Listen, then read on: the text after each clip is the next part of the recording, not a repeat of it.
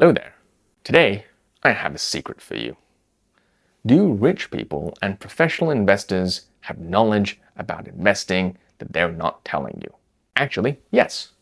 And like all good magic tricks, the answer is quite simple once you know how it's done. You've probably heard people say that investing is all about growing your wealth.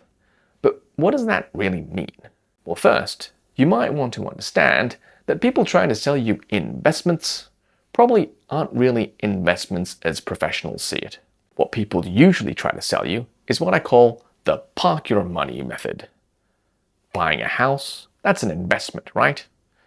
Actually, maybe not.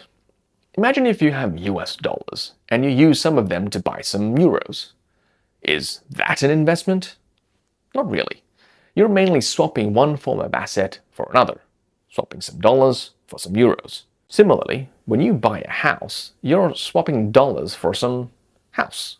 Unless you put more dollars into making that house better, you're just parking your money there and hoping that in the future you're able to swap it back for more dollars than you paid for it. Now the pros and the rich, they know another method, the growth method.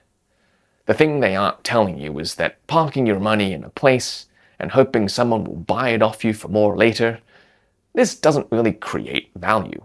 That's why for some, investing can feel so helpless. They're just parking and wishing. However, the growth method is all about putting money into things that can increase efficiency, improve productivity, and create value. Imagine, say, a startup that develops a device that generates free electricity at home. If this device is cheap and becomes popular, the returns on investment can be explosive because that's creating value at scale.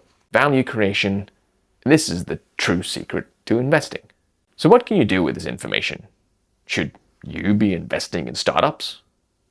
Well, it's not a no, but it's probably not a yes either. I'll cover this kind of analysis another time. But just simply being able to tell the difference between parking and growth, you're on your way already.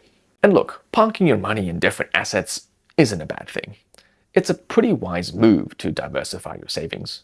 It's insurance against the unknowns of the future. But true investing? Well, that's the method that leads to real growth for the investor and for everyone.